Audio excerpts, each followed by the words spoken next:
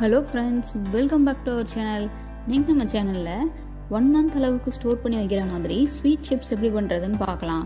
வீடியோவை பார்க்குறதுக்கு முன்னாடி நம்ம சேனல் நீங்கள் ஃபஸ்ட் டைம் பார்க்குறீங்கன்னா மறக்காமல் சப்ஸ்கிரைப் பண்ணிக்கோங்க. கூடவே வர பெல் ஐக்கானையும் கிளிக் பண்ணிக்கோங்க. அப்போ தான் நம்ம சேனலில் அடுத்தடுத்து போகிற வீடியோக்கள் உங்களுக்கு நோட்டிஃபிகேஷனாக வரும். வாங்க இப்போ ஸ்வீட் சிப்ஸ் எப்படி பண்ணுறதுன்னு பார்க்கலாம்.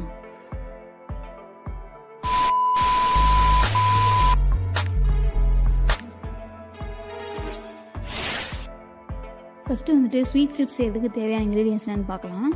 நான் 100 கிராம் அளவுக்கு மைதா எடுத்திருக்கேன். மைதாவை ஃபஸ்ட்டு நம்ம ஒரு பவுலில் எடுத்துக்கலாம். மைதா எடுத்தப்புறமா இந்த மைதாவுக்கு தேவையான அளவுக்கு நம்ம உப்பு சேர்த்துக்கலாம்.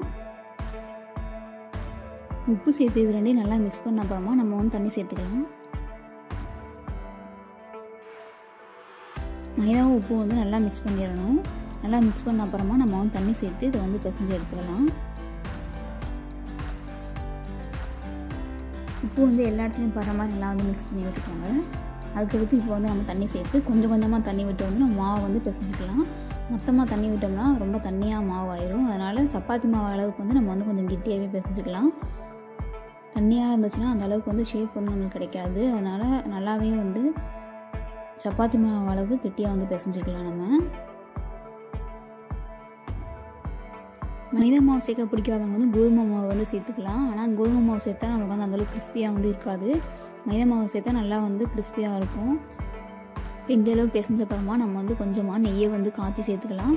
இப்படி சேர்க்குறப்ப நம்மளோட சிப்ஸ் ரொம்பவே டேஸ்ட்டாக இருக்கும்.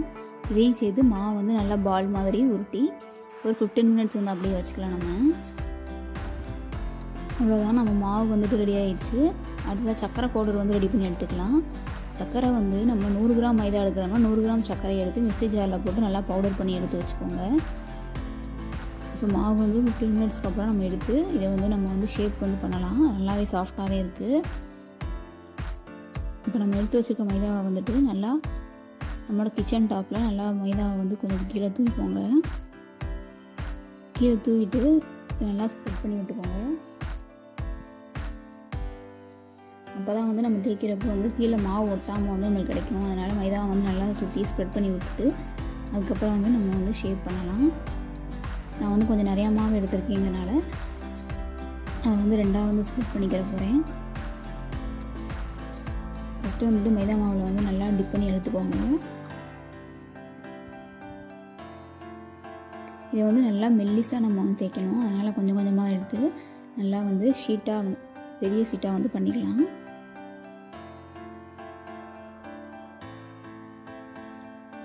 நம்மளால் எவ்வளோ முடியுமோ அந்தளவுக்கு மெல்லிசா தேய்ச்சிக்கலாம். நம்ம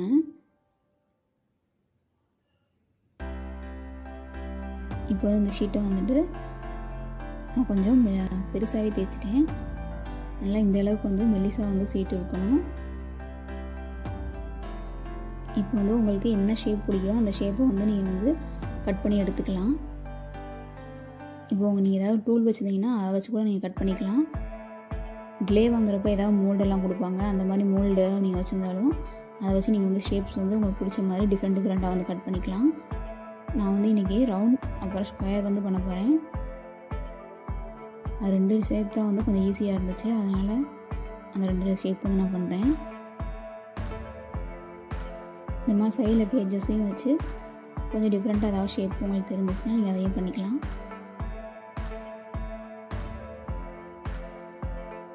அவ்வளோதான், நம்ம ஷேப் எல்லாமே ரெடி ஆயிடுச்சு. இதை நம்ம எண்ணெயில் போட்டு பொரிச்சு எடுத்துக்கலாம். ஃபஸ்ட்டு ஆயில் நல்லா சூடு பண்ணிவிட்டு லோ ஃப்ளேமில் வச்சுருங்க. அதுக்கப்புறமா நம்ம ரெடி பண்ணி வச்சிருந்த ஷேப்ஸ் எல்லாத்தையுமே எண்ணெயில் போட்டு நல்லா கோல்டன் ப்ரௌன் வர வரைக்கும் ஃப்ரை பண்ணி எடுத்துக்கோங்க. கருவை விட்டுறக்கூடாது. லைட் கோல்டன் ப்ரௌன் அந்த அளவுக்கு வர வரைக்கும் நம்ம ஃப்ரை பண்ணி எடுத்துக்கலாம்.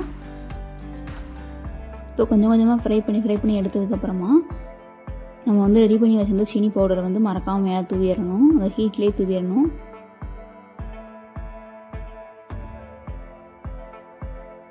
இப்போ ஒரு சைடு நல்லா கோல்டன் ப்ரௌன் ஆயிடுச்சு. அதனால் இன்னொரு சைடு திருப்பி விட்டுக்கோங்க.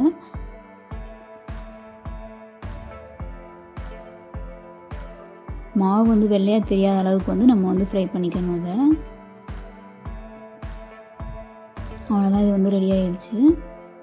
அவ்வளோதான், இதை ஒரு பாத்திரத்தில் நம்ம எடுத்த அப்புறமா உடனே இதுக்கு மேலே சக்கரை பவுடரை போட்டுறணும். அப்போ தான் நல்லா அந்த ஹீட்டுக்கு ஒவ்வொரு சிப்ஸ் மேலேயும் வந்து சக்கரை பவுடர் வந்து நல்லா நிற்கும். இதே மாதிரி எல்லா சிப்ஸையும் வந்து பொரித்து எடுத்து மேலே வந்து சக்கரை பவுடர் வந்து சேர்த்துக்கலாம். அவ்வளோதான், நம்மளோட ஸ்வீட் சிப்ஸ் வந்து ரெடி ஆயிடுச்சு. ரொம்பவே ஈஸி, சிம்பிளான இன்க்ரீடியன்ட்ஸை வச்சு நம்ம வந்து ஸ்வீட் சிப்ஸ் ஜஸ்ட் ஒரு 10 மினிட்ஸில் வந்து நம்ம வந்து ரெடி பண்ணிட்டோம். இந்த மாதிரி ஷேப்ஸ் கட் பண்ணுறதுக்கு மட்டும் தான் நம்மளுக்கு வந்து கொஞ்சம் டைம் ஆகும். மற்றபடி இது செய்வது வந்து ரொம்ப ஈஸி. இது மாதிரி செஞ்சு வச்சிட்டோம்னா நம்ம வந்து ரொம்ப நாளைக்கு வந்து இதை யூஸ் பண்ணிக்கலாம். குழந்தைங்களுக்கும் இது வந்து ரொம்ப பிடிக்கும். நீங்களும் வீட்டில் கண்டிப்பாக ட்ரை பண்ணி பாருங்கள். டேஸ்ட் எப்படி வந்துச்சுன்னு நம்ம கமெண்ட் பாக்ஸில் சொல்லுங்கள். மறக்காமல் உங்கள் ஃப்ரெண்ட்ஸுக்கு ஷேர் பண்ணிக்கோங்க. தேங்க்ஸ் ஃபார் வாட்சிங்.